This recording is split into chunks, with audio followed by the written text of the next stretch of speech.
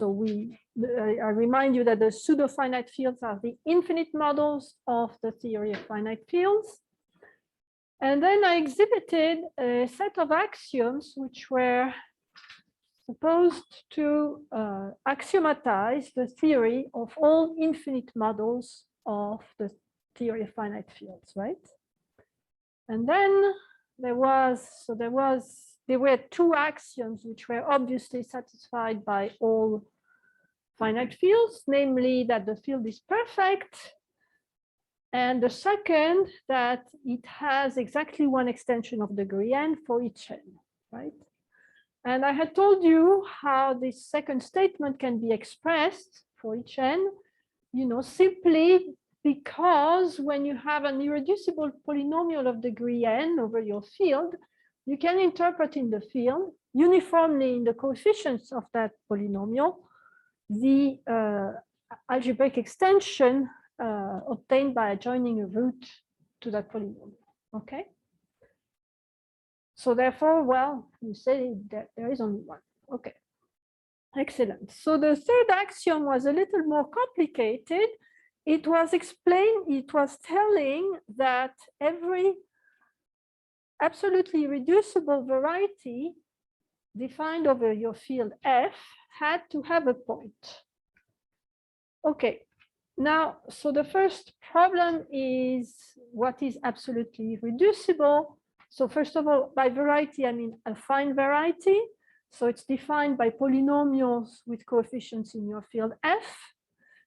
The fact that it's irreducible means that, well, that the ideal generated by those polynomials, I mean, it's in particular satisfies if the ideal generated by those polynomials is prime. And absolutely reducible means that it stays prime even when you go to the algebraic closure of F.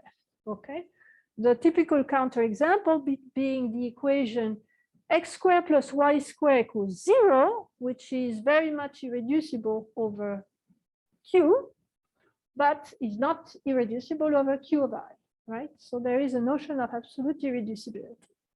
So this third axiom was more problematic because given okay, so first of all, let me say that there is, instead of looking at all varieties, you could restrict yourself to plane curves, okay?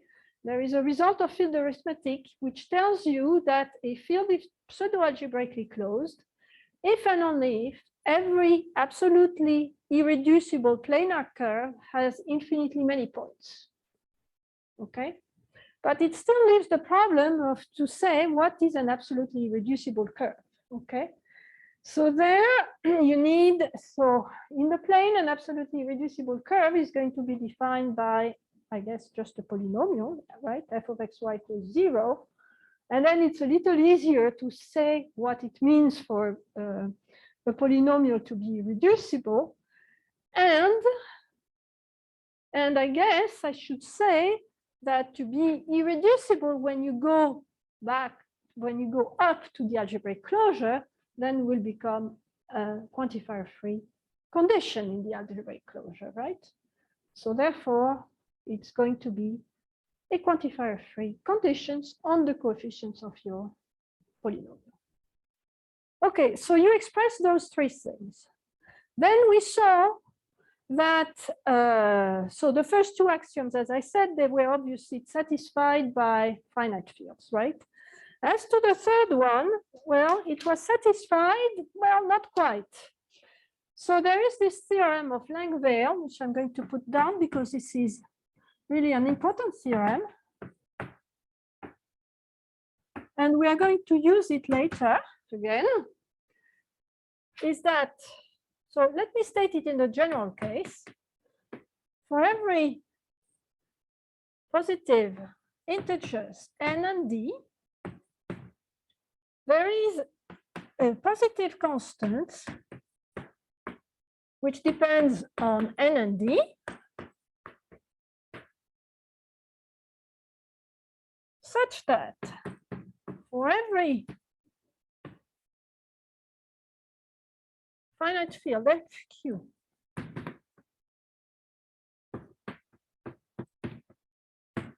and variety V, an absolutely irreducible variety.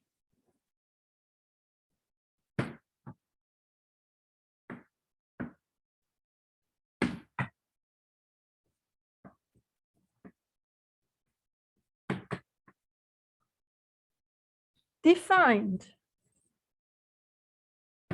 by polynomials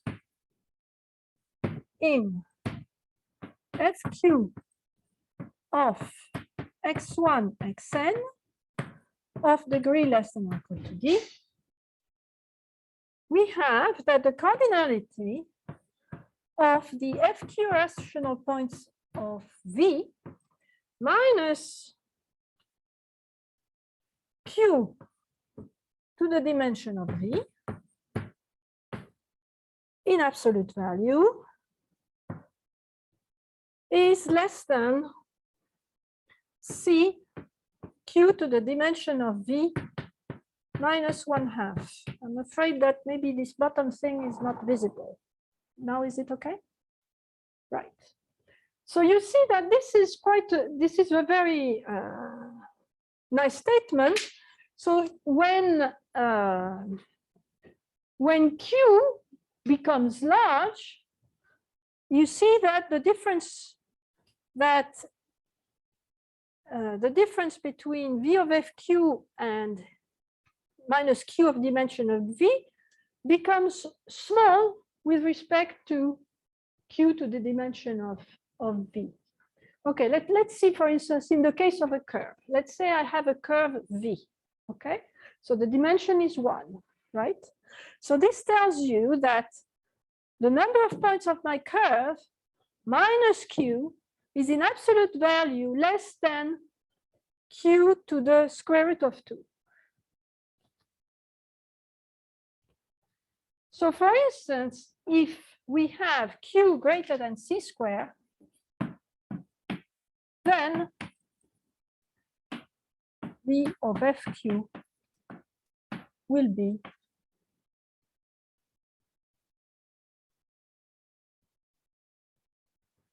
non-empty.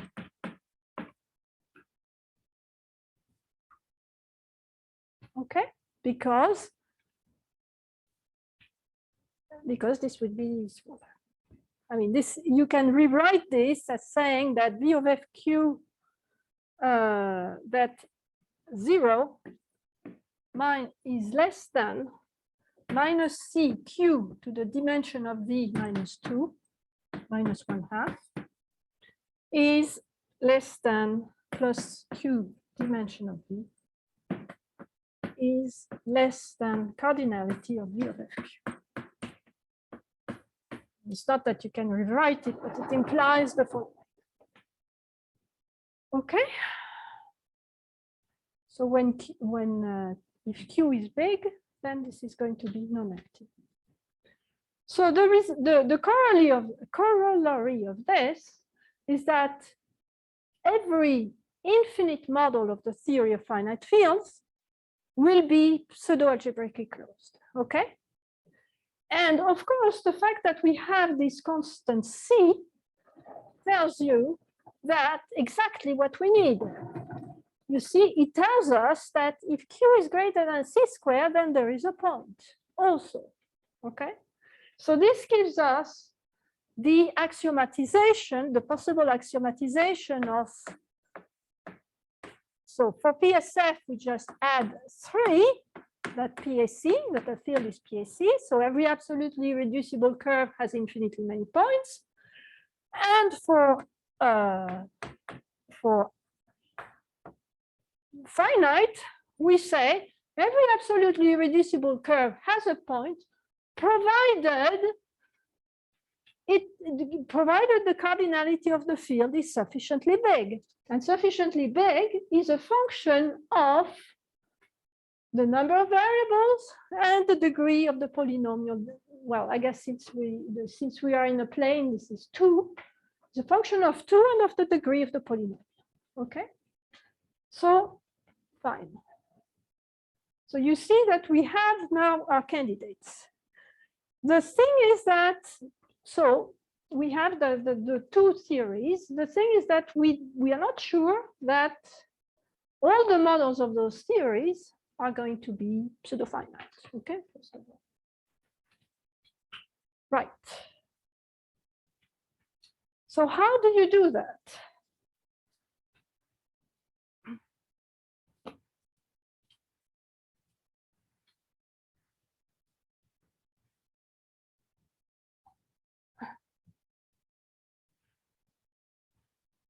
So how do you say this? Right.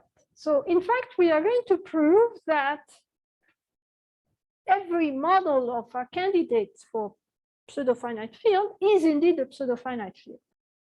So what do we need to do for that? We need to show that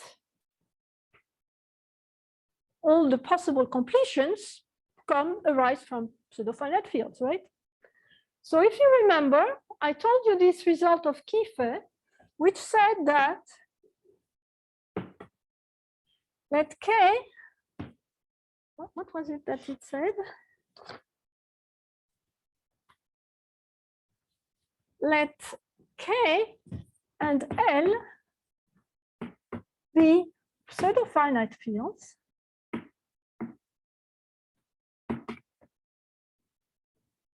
containing a subfield K.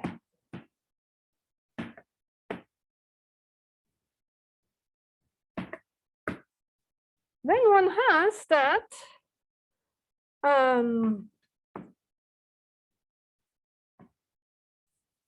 that in the language where you have of rings to which you have added constant symbol for all the elements of little k, you have that K is elementary equivalent to L. Can you just remind, when you say pseudo-finite, do you mean a model of the axiom? Yes, a model of the axiom, sorry. A model of PSF star. Yes, I should have said that. Because we don't know yet.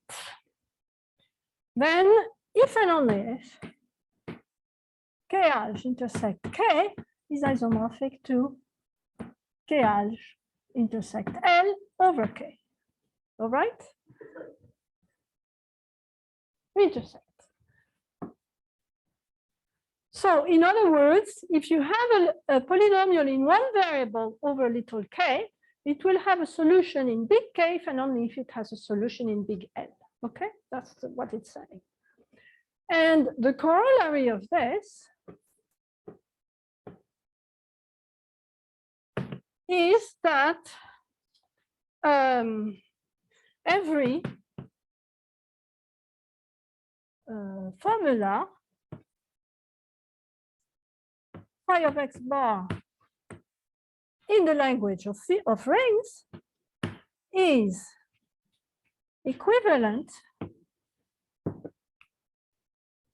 modulo PSF star to a Boolean combination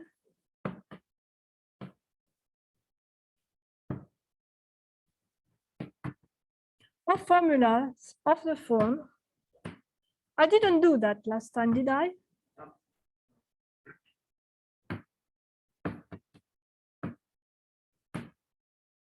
There exists T, f of x bar T equals 0, where f has its coefficients in Z of x bar T. T also a single variable. Because, why is this a corollary? Because to express this isomorphism, okay? So as I said, it suffices to say that a polynomial, right. Okay, so let me replace here by K of X, K of T. Right? Suppose we want to prove that, right? So this has for consequence that every sentence in that language is a Boolean combination are formulas of the form there exists t, f of t equals 0. Right? Because with those formulas, with those which are not formulas, they are sentences, right? With coefficients in k, you are describing the isomorphism type of the relative algebraic closure of little k inside big K and inside big L, right? You agree with me there? What I understood is that the theory is determined by the solution. Okay, so the theory is determined. So the theory of K with elements for little k, right, is PSF star union, of course, the diagram, the quantifier free diagram of little k, right? Union all the formulas of the form there exists t f of t equals 0, which are true in k, union the negation for all t f of t different from 0, those which are false in k, where if well, which is also true in k. Okay. So in other words, you take your favorite polynomial over little k. If it has a root, you add the axioms there exists t f of t equals 0. If it doesn't, you say, if it doesn't have a root in big K, you say for all t f of t different from 0. So this theory is complete. All right. Now you see, I have totally described the theory of big K in the language with constants, right? But you see that, in fact, what you are doing, I mean, this gives here, you see my X bar are going to be elements of little K bar. I mean, it has to be totally, how do you say, uniform, all right? So this means that you have this, all right?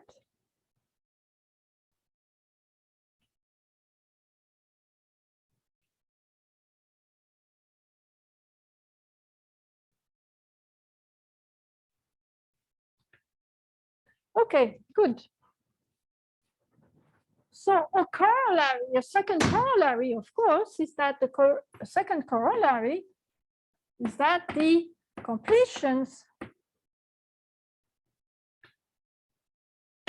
of PSF star are given by describing the relative algebraic closure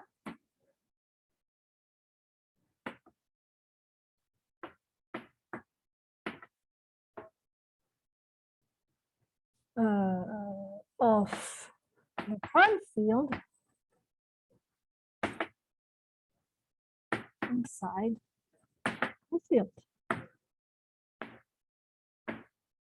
Okay, so now I'm looking at all the sentences which say there exists a t f of t equals 0, where f has its coefficients in Z. Yeah. Yeah, you list the polynomial which have a root and those which don't. Okay, and that's enough. I mean, it's an exercise to show that this is enough. Okay. Okay, it's fairly easy when you are dealing with finite how do you call that, perfect fields, because you know that every finite algebraic extension is finitely generated by one element, actually. Sorry. In the case of imperfect fields, what I just said is false. You know, not every finite algebraic extension is generated by one element. But nevertheless, having all of these guys will suffice. I mean, it's an exercise. Again, actually it's a nice exercise. Good. The prime field is perfect, yes. And Q is perfect. What I'm saying is that in general, to describe the relative algebraic closure of a field inside a bigger field is a collection of statements of this form. Okay, that's what I'm saying. Okay, now, right. Now, so corollary, from this, you almost have it already. Corollary, PSF star union P equals 0 axiomatizes. No, I don't quite have it yet. No, see, yes, axiomatizes the theory of pseudo-finite fields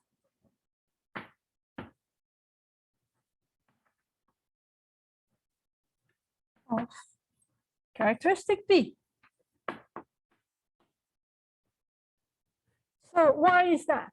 So what do we need to do? So there is, okay, there is an obvious constraint. I mean, there is an obvious constraint on the relative algebraic closure of Fp inside Fp bar, right? Inside the algebraic closure. But it has to be procyclic. Well, I mean, that's not a constraint because the Galois group of Fp bar over Fp is procyclic. So any algebraic extension will have absolute Galois group procyclic. So in other words, I have absolutely no constraint. Okay, so claim any subfield of FPH can occur as F intersect FPH with F a pseudo-finite field. I mean, really pseudo-finite. More precisely, F is going to be an ultra power of Fp to the n modulo some u, where n is in M. How do you do that?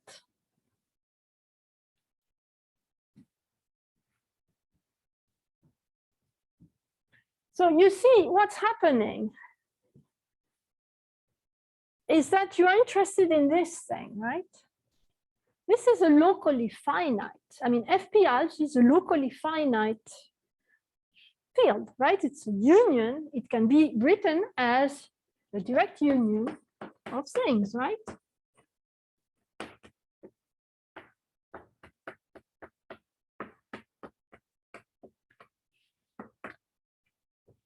The union over all n of the unique extension of Fp of degree n factorial.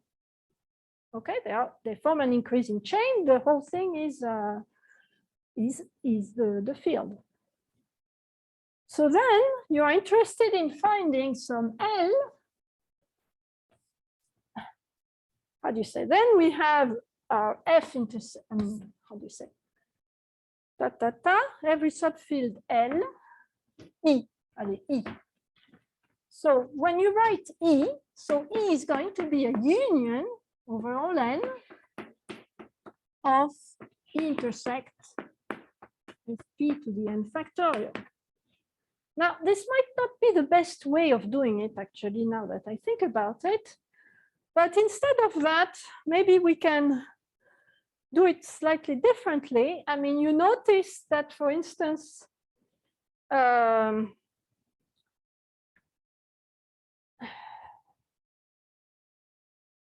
well, okay, I'm leaving it as an exercise. I mean, there is an easier way of doing it, which is instead of looking at a union like this, is to say that if E does not contain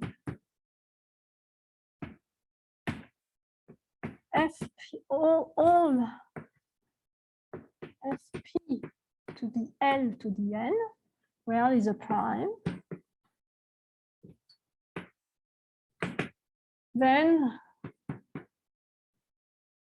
it it does not contain one of them.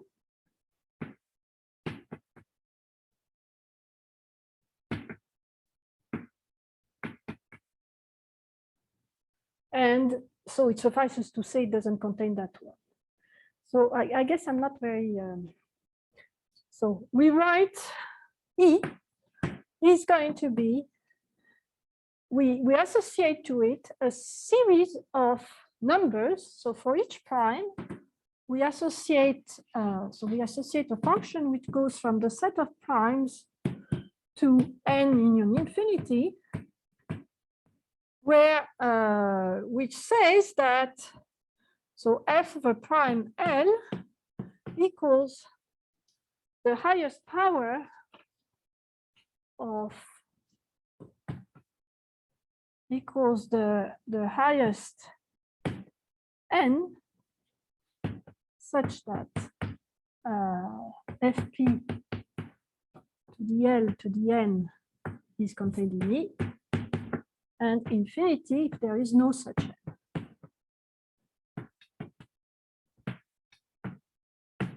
Okay, and then you see you only look at the field, the subfield of fp to the n factorial, which will exactly match this data. Okay, and well, you proceed. So what's the connection with the corollary claim? The claim is then in the bottom is it so the finite field only goes over the product of fpn, and above it's characteristic. You said p equals 0, right? So it moves over all the times? Oh, no, p equals 0 means p is fixed. P. Okay, I don't know what p equals 0. No, it just means 1 plus 1 plus 1 p times. That's what it means. Ah, okay. I'm saying characteristic is 0. Sorry. characteristic is p, right? That's what I'm axiomatizing, right? I thought that was characteristic 0. And I think Characteristic p. Characteristic p. Okay, so this one is easy. The one about, well, I mean, I left you as an exercise. Okay, now you see the problem is that, right, so I think I wrote the proof somewhere. Where did I write the proof?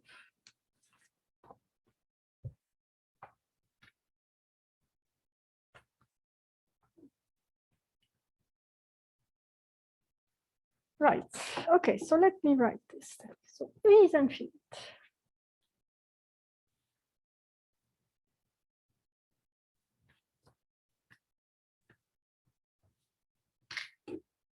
Okay, so let's yeah, right. Let me write it differently. Actually, there is a shorter proof. So write E as union of over M of fp to the n sub n, where each nm divides the next one. Okay, so it's a union of a chain. So in other words, these nms are going to tell me what is this field, okay, or what is this field E intersect fp to the n factorial, for instance. Okay.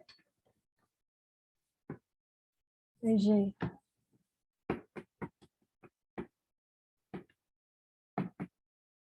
equals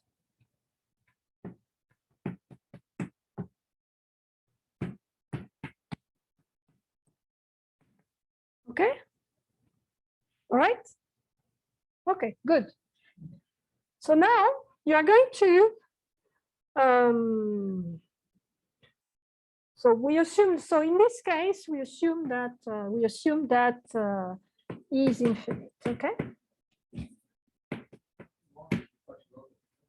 What?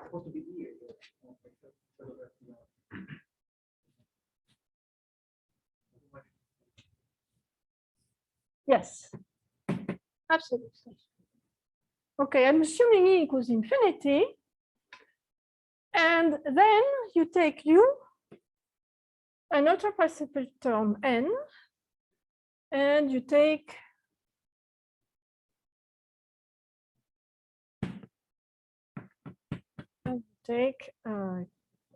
f equals ultra product for m in u of the fp to the nm over u.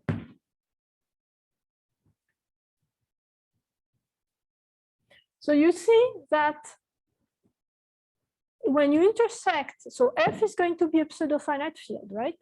You agree with that? It's infinite, so it's okay. Now, it intersects each fp to the n factorial in a fp to the nm, okay? So this will imply that it intersects the algebraic closure of fp in E, all right? Fine. Okay, now suppose that E is finite. Then we are going to take another ultra product. So for instance, E is equal to fp, okay? So then you take u ultra power ultra. When I say ultra product, ultra filter again on n, we of course here I forgot to say non-principal, right? All my ultra filters are non-principal.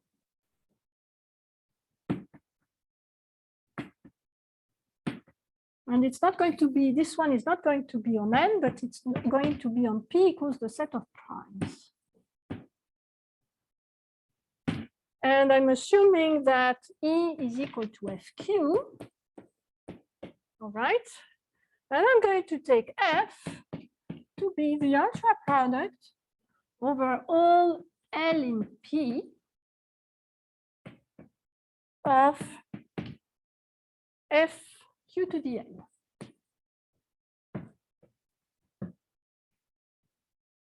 So you see that this field is infinite, right? Because the L grow, all right? So it's certainly infinite. However, F is not going to contain any of these fq to the L, right? Because they're relatively prime. I mean, the one is an extension of fq of degree L, and the other one is an extension of fq of degree another prime. So there is no interaction between the two, okay? So this means that you will get what you want. So this was the easy case, characteristic P. So characteristic 0 is a bit more difficult. So here, the criterion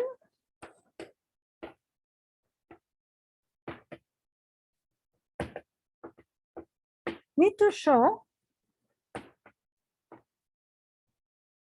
if E contained in Q alge is such as its absolute Galler group for cyclic,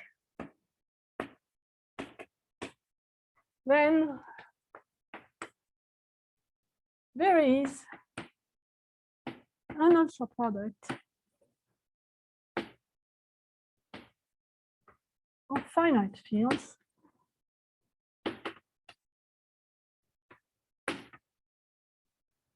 F, ultra product F with F intersect Q alge isomorphic to E. So first of all, basically by compactness, it suffices to show this type of results for every finite Galois extension.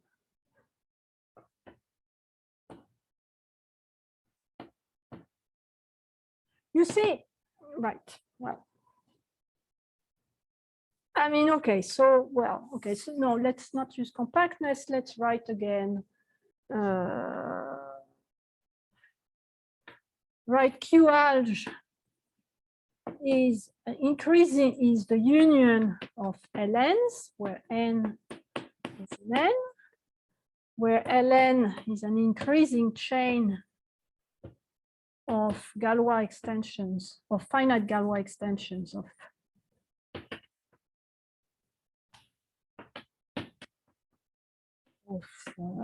Q. And then we consider UN, En equals Ln intersect E. Okay. So in the same way, like we did here, right? Exactly as we did here, it suffices to find an increasing chain of, so we want, how do you say that? We want to show that that each En as the trace of E with intersected with L, right, is realizable in an ultra product of finite fields, right? That's what we want to show.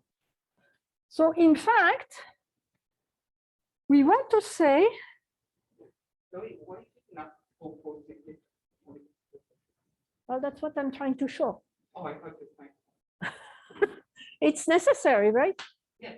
Okay. It's necessary. I'm going to show it's enough. Okay. I mean, for instance, note that E equals Q alg is possible, right? Yeah. Or E is the real algebraic numbers is possible. I mean, that's even more surprising, right? You have a real closed field sitting inside a pseudo-finite field. Well, but its absolute Galois group is cyclic, so no problem. So we'll do the same trick as before. You see, if we have infinitely many primes whose intersection with, such that the intersection with, well, when I say E, it's not quite what I want to say, but is okay, then right. So let's see. So for each n, we find a sentence theta n, which precisely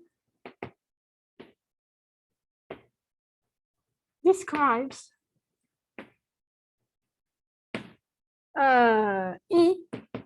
En, okay, as so En as being E intersect Ln. In other words, what am I saying? I have to say that if alpha is such that, so if En is equal to Q of alpha, right? I take P, the minimum, not P, F, minimal polynomial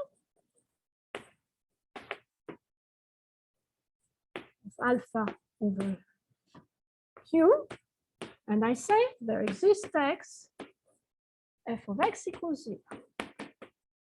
Okay, fine. So I have fixed once and for all my En inside L, okay? And now I'm going to say that for every subfield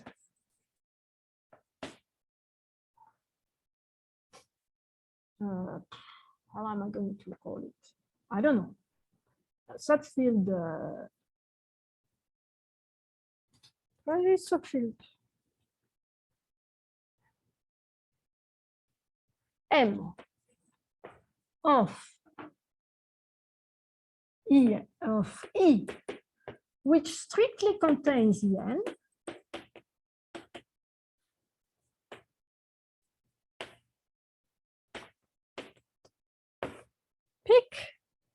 pick a generator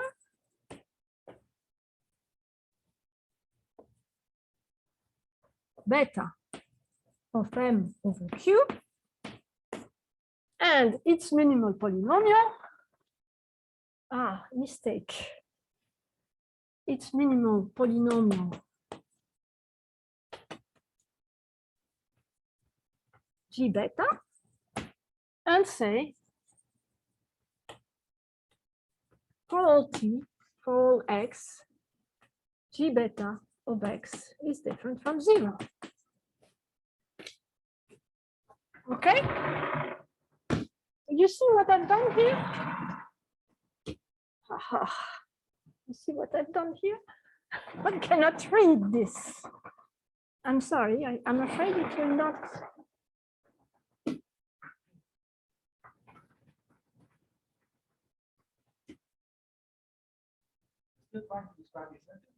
I'm sorry? I'm describing the sentence. So the sentence is going to be the conjunction of there is an X which generates a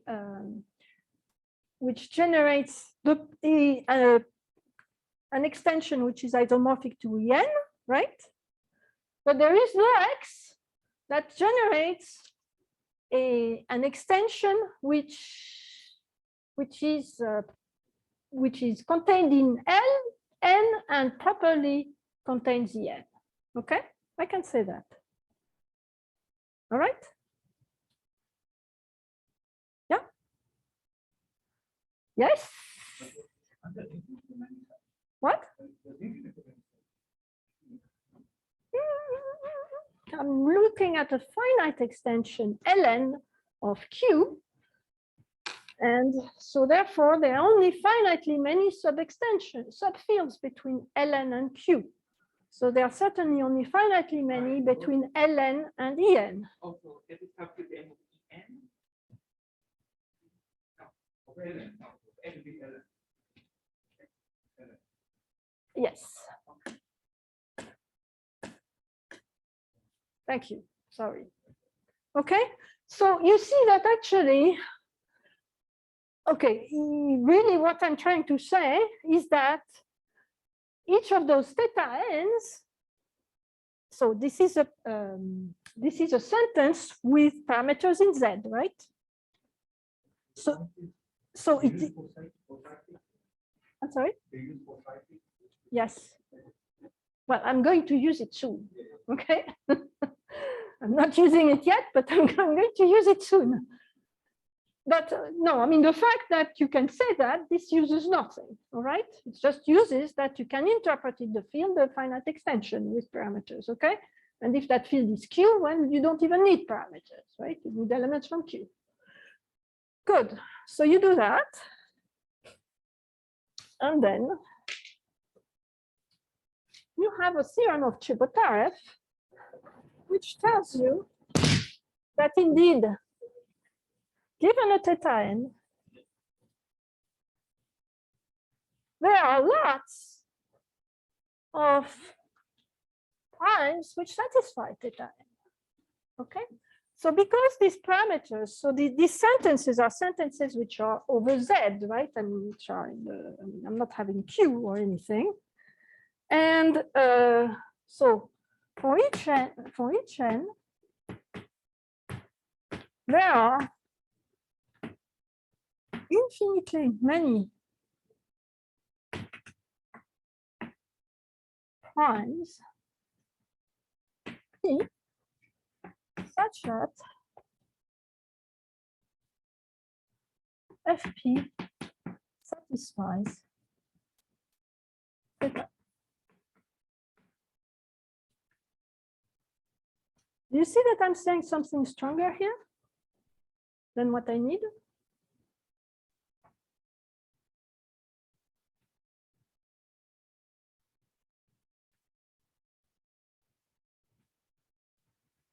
Okay, and this follows from, as I said, the theorem of Chebotarev, of which I'm going to cite an easy version. Let f1 of t, m of t, g of t, go to z of t. Let L be the Galois extension of Q obtained by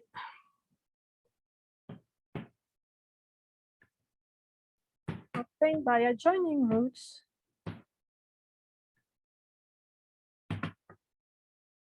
of F1 Fn to Q.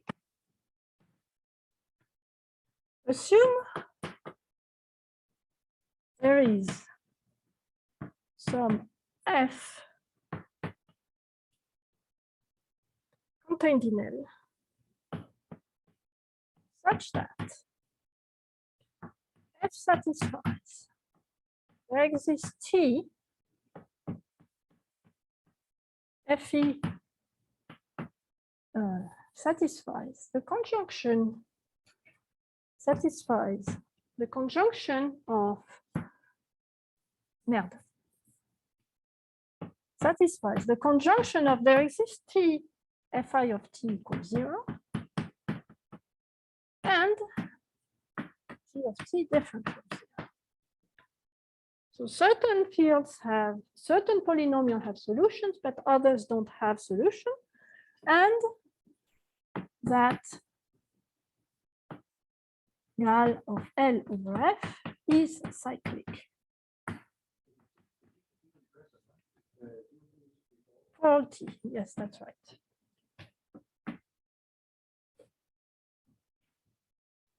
So this is exactly the case of our En, right?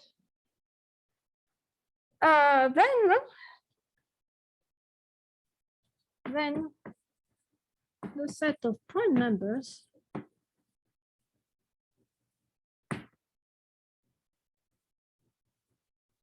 P such that Fp satisfies the same sentence.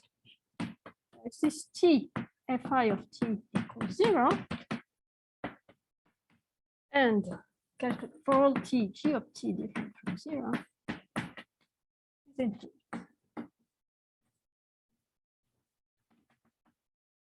So in fact, it's even a statement which has, which is stronger than that. I mean, it's a statement which says that it has a positive density and so on. I mean, it's, you know, it's one of those number theoretic versions.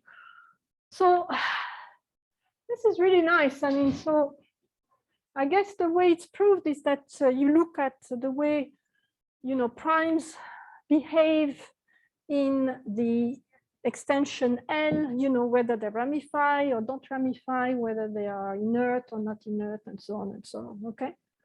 And this is what's, you look at, for each P, you look at the possible residue field in L for the VP valuation. That's what you are doing. Okay. And right. Not in the in L, in F.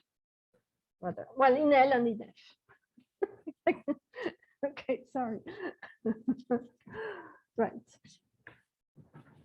Good. So you see, this tells you that we have indeed axiomatized all the, I mean, PSF star is really the theory of all infinite pseudo-finite, all infinite models. But wait, people that are zero-based, you need to show that you can in the model of PSF and you are in protected area of PSF. Well, that's sort of obvious because I mean, so I mean, how do you call your model? F? M. Okay, so the absolute Gara group of M projects onto the absolute Gara group of M intersect Q alge. That's always true, right?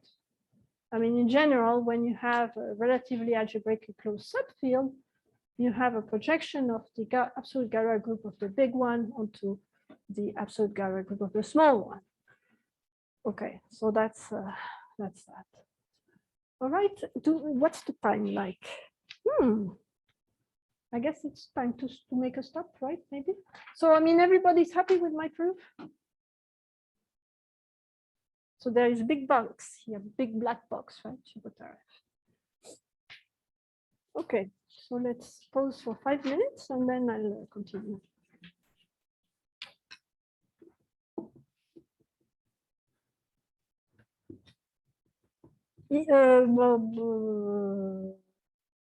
Leave this one, but you can erase everything else.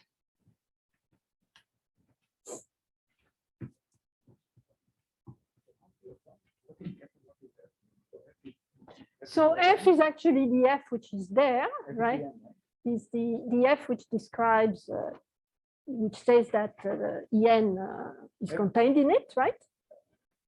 There is only one of them. So you say, first of all, I contain En, and the second, the G is going to tell you I intersect Ln in En. Okay, I don't contain anything more than En. So this F was the one which was telling you I contain En. And the G is the product of the things that tell you I'm not containing anything bigger. Yeah. Okay, sorry. Capital F would be there would be The En, that's right. The Ln and the En. Okay. Okay, Ln and En, sorry. Ln and En. Yeah, F and E. Yeah, that's right. Sorry.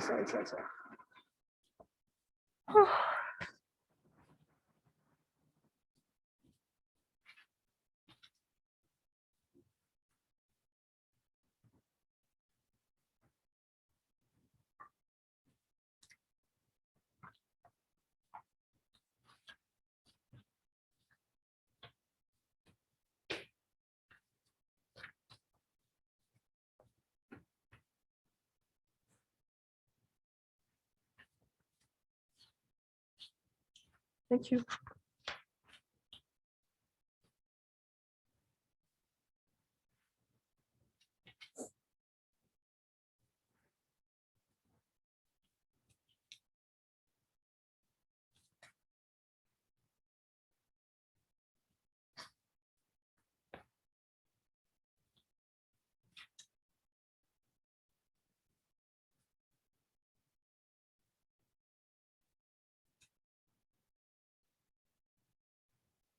I see something strange. I don't understand why this shows that TF star is also my theory. It's also my theory.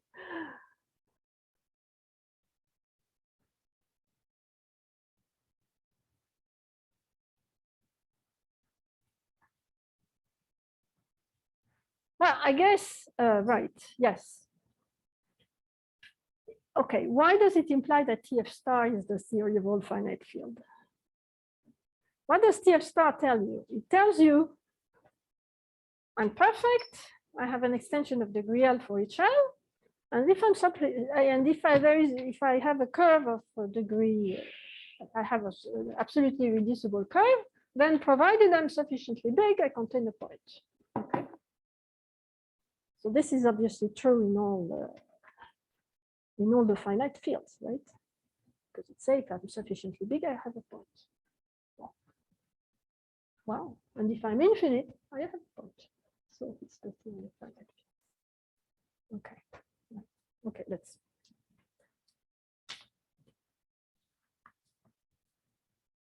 I'll say it again.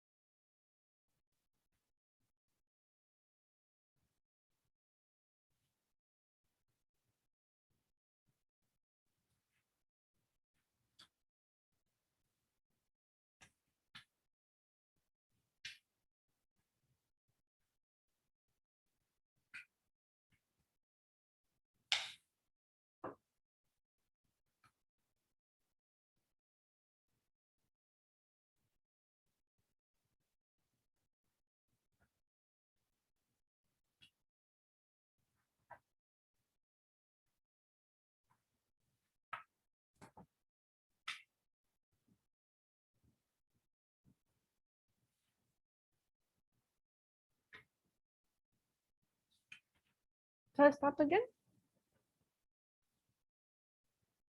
Yes, so what I was saying,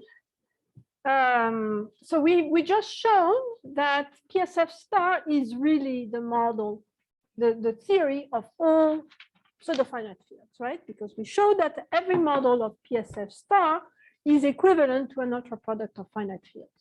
So yeah, good. Now it turns, so what is TF star? TF star is a sentence which says, well, which says the axiom 1 and the series of axiom 2, which are true, right? You know that they are true. Every finite field is perfect and has absolute Galois group isomorphic to Z hat. And then a certain number of for all there exist statements which are saying, if I am sufficiently big, then something happens, right? So then obviously, this statement is going to be true. So by veil, it's going to be true in all finite fields, right? And then, well, you get that. So, I mean, if you have a field which is a model of TF star, okay, well, either it's finite and it's finite, or it's infinite, and this means that it's a model of PSF star. So it's pseudo-finite, okay? So we are fine. Right, so that was the thing. Another thing you can do is to show that the theory of pseudo-finite fields or finite fields, whichever you prefer, right, is decidable. So let's do it for the theory of pseudo-finite fields. Well, you have, you know that if you, so you have a statement theta, okay? Let's say a sentence theta. So you know that modulo PSF, this theta is equivalent to a Boolean combination of things of the form there exists T, f of t equals 0, and, well, okay, right? We know that. So we know, so therefore, given theta, we can, how do you say? We can find, you know, we can start enumerating all the sentences and all the proof and find explicitly this, this new statement of this particular form, okay? But now, by what we just shown, so if you want it to be true in all pseudo-finite fields, well, you just have to check if that statement can be realized in something which potentially has Galois group procyclic, okay? So you do exactly the same thing as I did now, right? So you sort of, so first of all, so if your n characteristic p equals 0, then your polynomials are over fp, no problem. So then it's fairly easy to decide. If it's true in all things, well, it has to be true in fp, right? For instance, okay? So this means that you cannot say for all t, you cannot say there exists a t f of t equals 0 unless that f has a solution in fp, right? Things like that, all right? For q, well, you have your bunch of polynomials, right? So you take the splitting fields and you look, is there a subfield of that splitting field which is going to satisfy my formula and have relative Galois group inside, I mean, such that the Galois group of the extension over that subfield is cyclic. If yes, so is it always the case, all right? So again, you see that when it's always the case, this is because the thing is fairly special, right? Because, okay, I mean, for instance, to say that something has a root or not is fairly special, okay? It's not going to happen, for instance, in a cyclic Galois extension, right? All cyclic Galois extension, well, you can avoid them if you want. All right. So one proof it's decidable. Actually, Axe, he had also other criteria. I mean, so given a sentence, he was describing, you know, the primes where that sentence would be true as union of I mean, by congruence relations. Okay, so I mean there is a description of these things. It's a bit complicated, so that I'm not going to do it. Okay, what else can one do? So let me give you some examples first of all. So so in positive characteristics, say FP, you see that what you need. So you need to find, for instance, okay, let me write it down. So examples.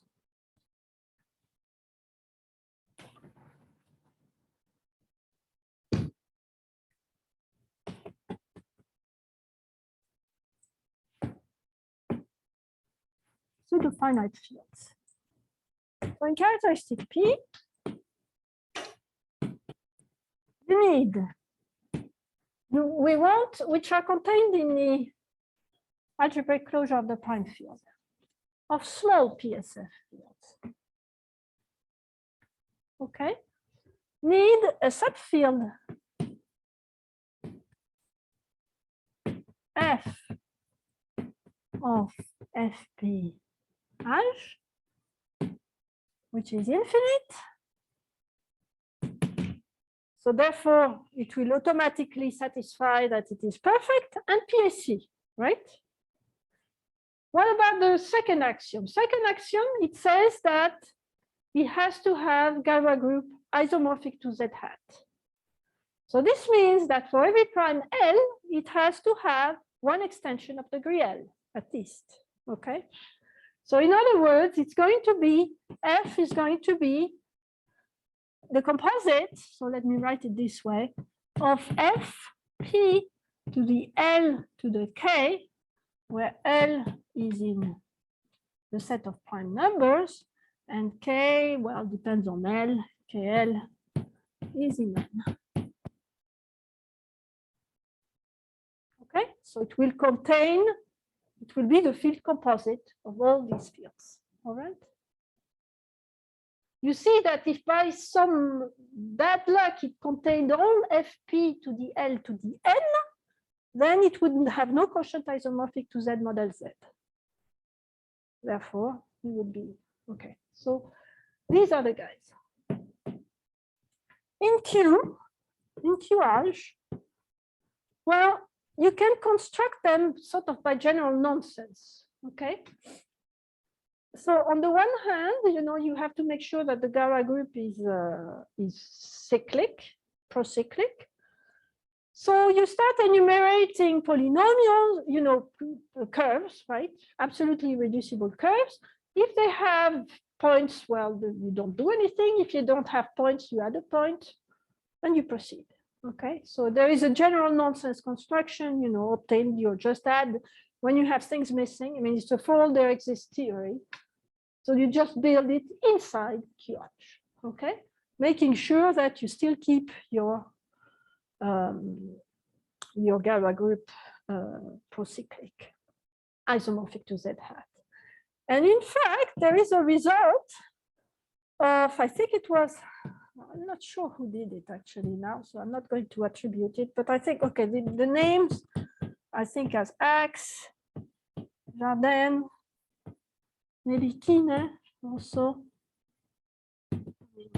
Okay, with an interrogation point, okay, which says that almost all sigma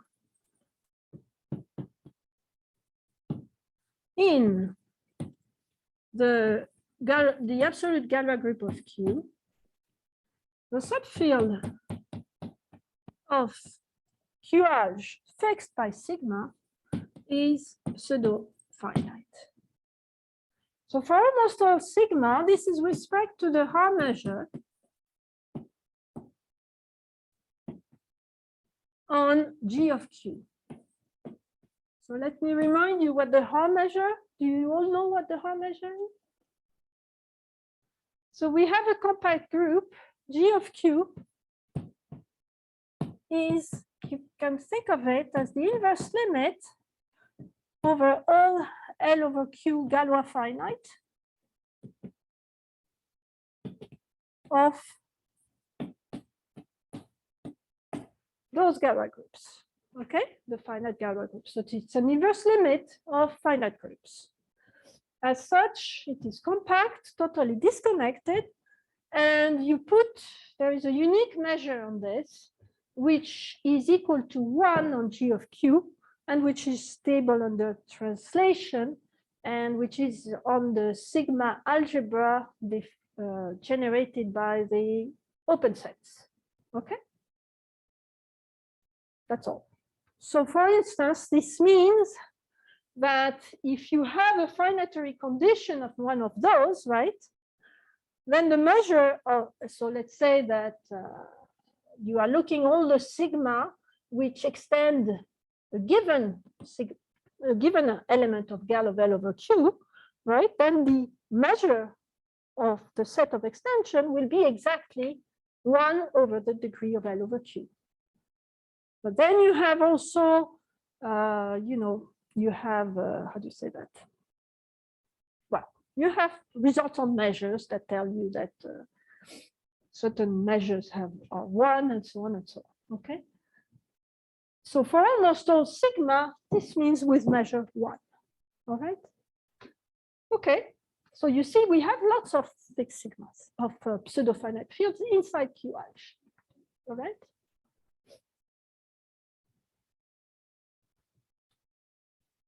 Okay, now what? So let me continue a bit with, so remember of Kiefer's result, right? Kiefer's result was telling you that every formula was equivalent, every formula phi of x was equivalent modulo the theory of finite field to a Boolean combination of things of the form there exists t, f of x of t equals 0. Okay, so in fact, one gets from this theorem, from this result, so a consequence of Kiefer's theorem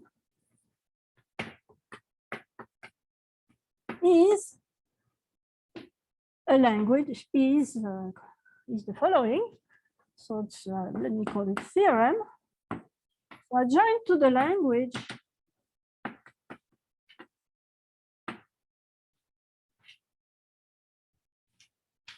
NRE predicates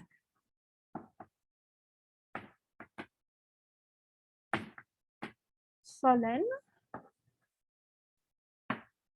and to PSF. PSF now, so it's PSF star, but it's PSF.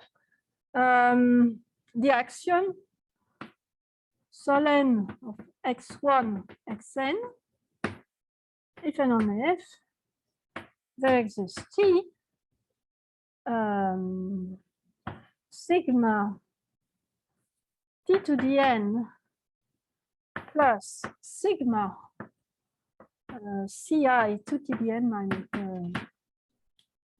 xi t to the n minus 1 equals 0. Okay, in other words, Solène of x1, xn, if and only if the polynomial with the unary polynomial, so with first coefficient t to the n and the other one given by the xi's has a solution. All right.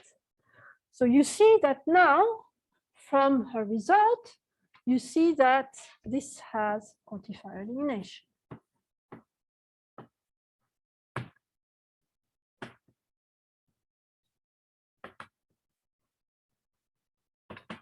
All right. By changing a bit the language,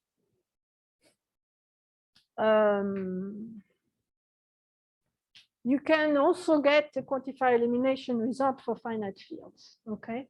So you need to take into account, right? I mean, you need to say that, you know, your finite field has that many elements or not. So I did not quite get it like that, but it's fine.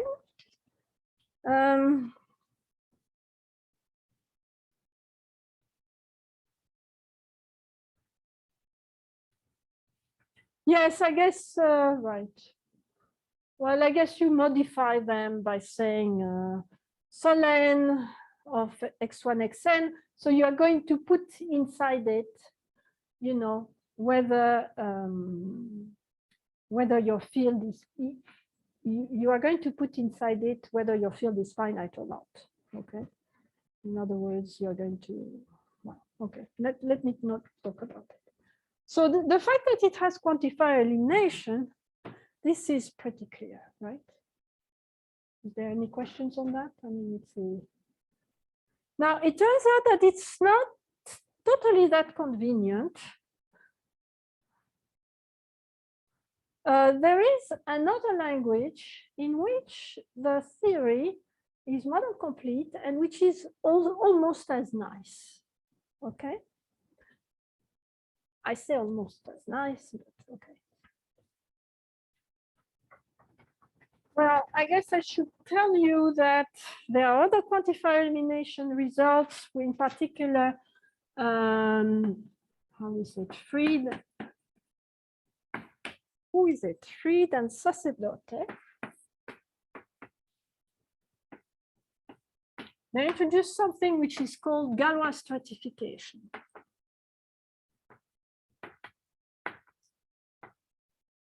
Which is much more geometric, it's a sort of language that talks about certain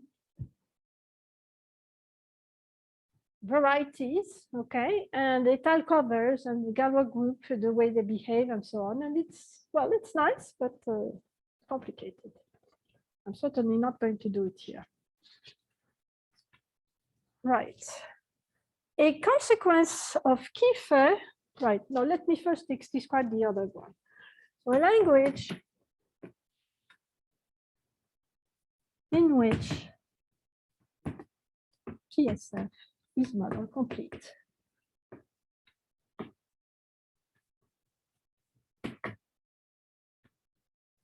So we found the language LC, which is the language of rings, union, the symbols of constants. So I will add many symbols of constants. So n is any integer bigger than 2, and I is between 0 and n minus 1. And I add to the theory a sentence saying for each n that xn plus sigma of CIN x to the I is irreducible.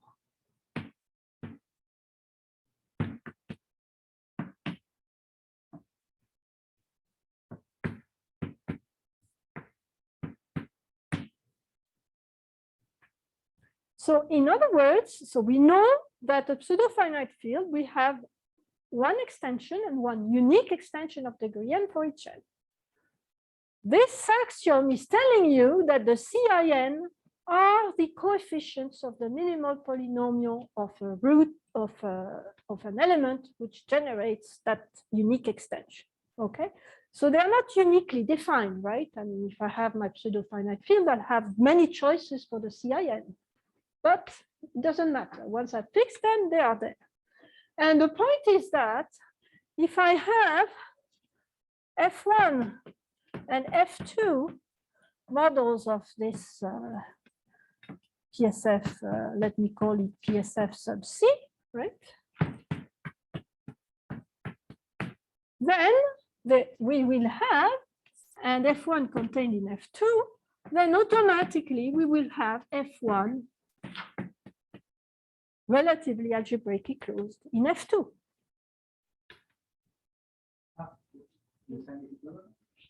No, I'm saying that if, then.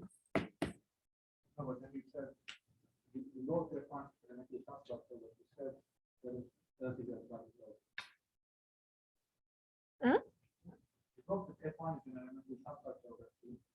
If F1 is contained in F2, and both are models of PSFC, then when F1 is an elementary substructure of F2. That's what I wrote, right? No, but you said that Oh, but- F2 is F1 is a relatively flat closure, and then Yeah, well, okay. Okay, why is F1 relatively algebraically closed in F2? That's the question, right? Well, because you see those elements C, they are in F1. And they are saying that the polynomial is irreducible. So it's irreducible over F1, right? But F2 is a model, it's also irreducible over F2. This means that the unique Galois extension of F2 of degree n is obtained by taking the field composite of the unique Galois extension of F1 of degree n with F2. Okay? This means that, yeah, right, that's all. That's all it means. So it implies, you see that automatically, so we have that F1 alg F2 is equal to F2 alg, and F1 and alg intersect F2 is equal to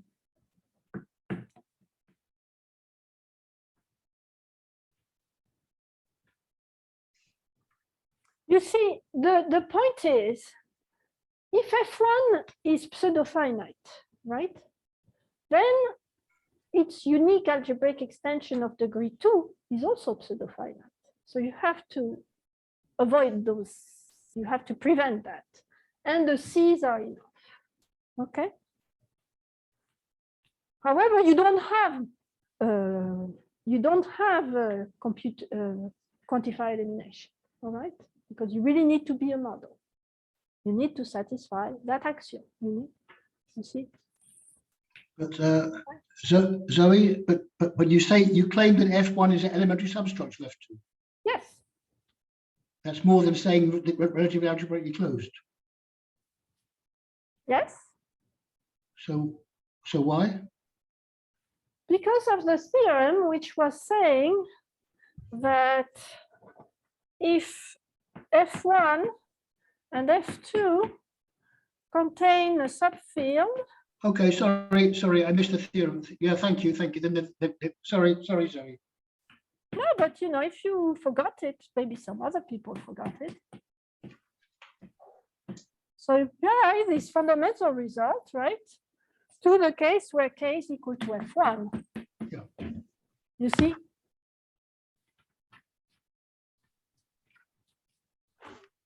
Right.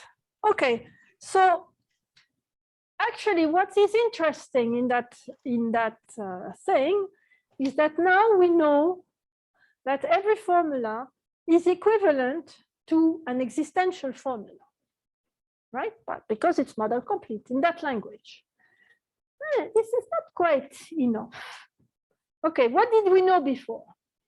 We knew that it was a Boolean combination of existential formula. So what did we gain, right? I mean, and moreover, we knew that those the existential formulas which were used in this Boolean combination, well, they had only finitely many solutions, right? Either they had no solutions or they had finitely many. So here we gained existential formulas, but we don't know how many solutions they have. However, you see that what happens is that a corollary of this is that moreover, one gets every formula phi of x bar is equivalent modulo PSFC to a formula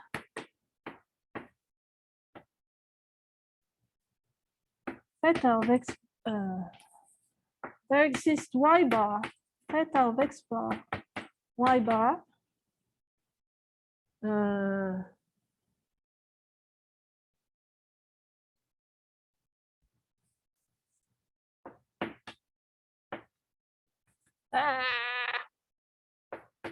conjunction of fi of x bar, y bar equals 0, where, so the fi are in z,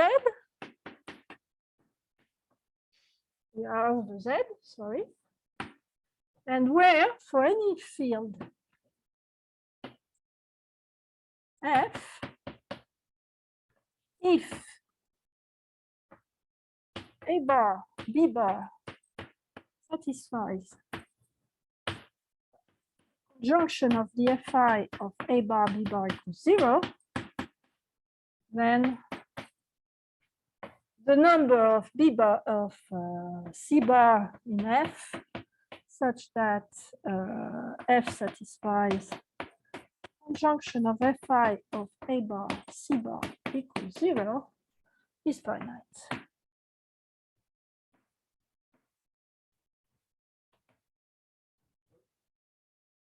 Shouldn't the FI have used the constant T as well? Yes, so maybe C is not a good choice for mine.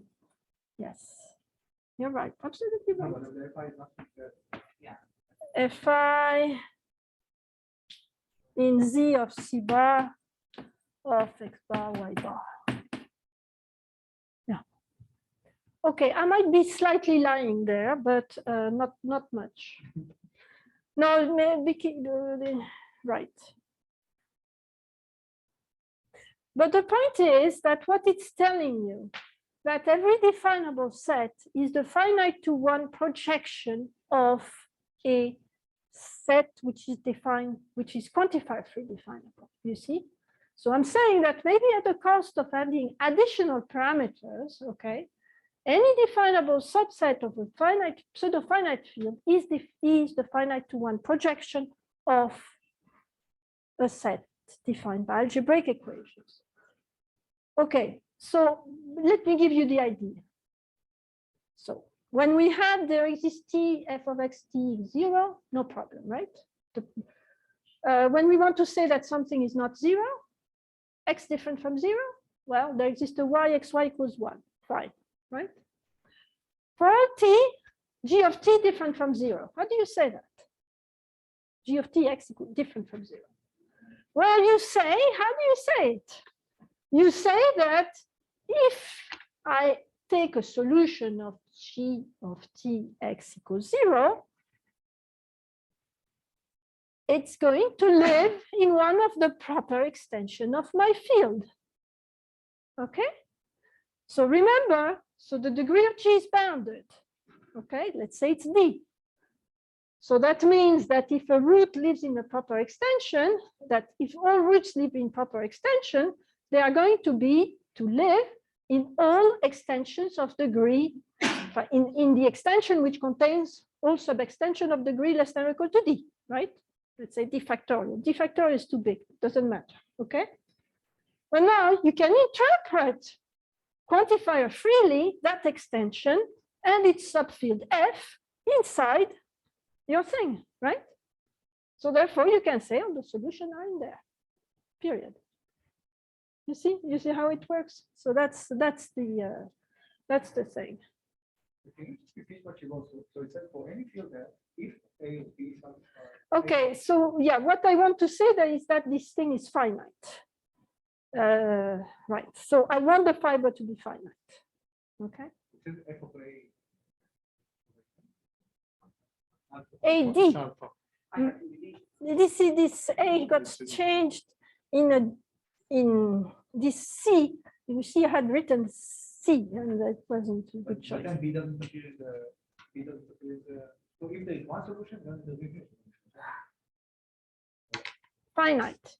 sorry. What do you need there? Well, if it doesn't, I mean, yeah. Zero is still fine. Okay, right. If some AB satisfies this, then all for any field F. I mean, am I clear? I'm just saying that the fibers are finite. That's what I'm trying to say. Okay, that the fibers of the projection on the x bar coordinates are finite. So maybe I'm not saying it right, but I want to say that they're finite. Okay, that's all.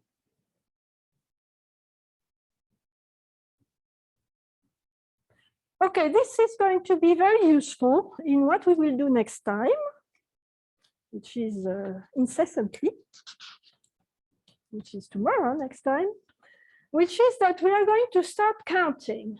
Okay, and in the end, I didn't need my beautiful line there. I'll have to write it again tomorrow. Maybe we don't erase it for tomorrow. Unless there is something earlier, of course. But we are going to count things, okay? So the point is, this is what I just said. So, so let me rewrite it somewhere.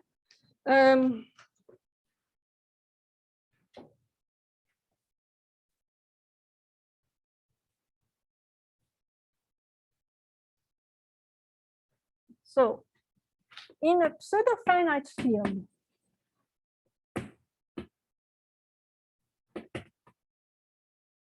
F, every definable subset S of inside Fn is a finite one projection of an algebraic set. Okay, and in the language LC, this algebraic set is obtained uniformly. The correspondence S algebraic set is uniform. Okay, so you have a formula, you get an algebraic set. All right, that's what I'm trying to say. Okay, good. So next time we'll start counting points on definable sets. We will use. You get some pseudo-finite field, there's no single. Yeah, well, whatever. I mean, pseudo-finite field, every definable subset, so it's definable with parameters. Well, we are allowed to add new parameters if we want. Okay. I mean, as modulo the theory PS. You see, the problem is that this algebraic set will need more parameters. Okay, because it will need the parameters that tell you if I had a solution to that, I would increase, I would get a forbidden algebraic extension. You see, so that's why you need the LC, the constant C. All right. So if you want to do it, you need new constants. Okay. So if you want to do it uniformly, you need to add the C's to the language. All right. Yeah. But the C, you know, it's not a problem. In the C, there are elements like the others. It's just that they tell you which algebraic extensions are forbidden. Okay. All right. So tomorrow we'll count.